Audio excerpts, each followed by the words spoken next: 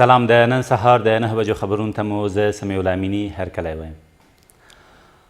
ملي دفاع وزارت وایي په چریکي جګړه کې ولسي وګړو ته د مرګ ژوبلې له اوښتو مخنیوی ناشونی دی. دوی زیاتوي چې افغانستان د سیمې د څارګریزو ادارو او نړیوالو ترهګرو په جګړه کې ښکیل دی او دوی په هیواد کې چریکي جګړه پیل کړې ده. د ګولۍ ضد او تورو ښیښو لرونکو موټرو ته د ترهګرو د لاسرسي څرنګوالی باید روښانه شي. د مشران جرګې یو شمېر غړي وایي ترهګر په پلازمینه کې فعالیت لري او دا د امنیتي بنسټونو د کمزورتیا ښودنه کوي. په همدې لړ کې د مشران جرګې غړي افغان حکومت په امنیت ساتنه کې په ناغېړۍ تورنوي. د سرپرستۍ قانون له مخې یو کس نشي کولی چې له 2 میاشتو ډېر په یو وزارت کې سرپرست پاتې شي.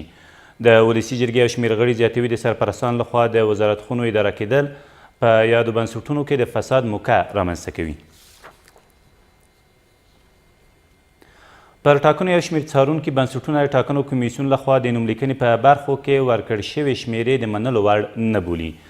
دغه بنسټونه زیاتوي چې د ټاکنو کمیسیون تر اوسه د اطلاعاتو د راټولولو بانک نه دی جوړ کړی او د نوملیکنې بهیر د راټولولو په برخو کې هیڅ روڼتیا نشته. او په کونړ کې د لرګیو صنعتکاران د حکومت غواړي چې د دوی توکو ته د خرڅلاو بازار پیدا کړي. دوی زیاتوي چې په کونړ کې د لرګیو پر پلورنې د بندیزونو تر لرې کولو وروسته په دې برخه کې کار بیرته پیل شوی او که د خرڅلاو بازار پیدا نشي نو د یاد ولایت لرګي به یو ځل بیا په تورو بازارونو کې وپلورل شي.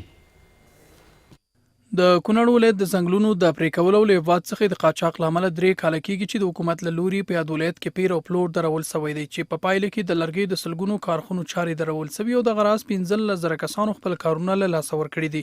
اوس د ستونزو په حل سره په کونړ کې د لرګیو کار له سره پیل سوی او د لرګیو صنعتکاران په هېواد او بهر کې د خپلو لرګیو د پلور لپاره د بازار د رامنځته کولو غوښتنه کوي. موږ ته د کار ښه زمینه برابره کړي. باید یو 3-4-5 فابریکې داسې نو داسې مخکې ښه فابریکې ښه کاروبار مرانه اوس کار بیخي خراب شوی دی.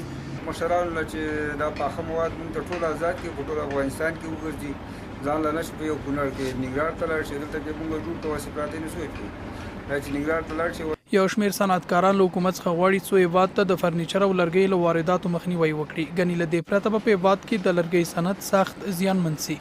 زمونږ د رئیس جمهور نه دا غوښتنه ده چې ورور موږ ته دا کوم مواد چې دی د دوبۍ نه د چین نه د ملیزیا نه راغواړي هغه فرنیچر د کونړ کې واخلي ځکه چې یو به د کونړ د افغانستان ګټه په افغانستان کې پاتې شي او دویمه مسله دا ده چې د کونړ صنعتکارانو ته به د کار زمینه برابره شي. له بل لوري د خوستي برخې مسؤلین وایي په کونړ کې د لرګیو د پیر او پلور د ستونزې په حل سره نږدې 10,000 کسانو ته په دې برخه کې کار پیدا سوی دی.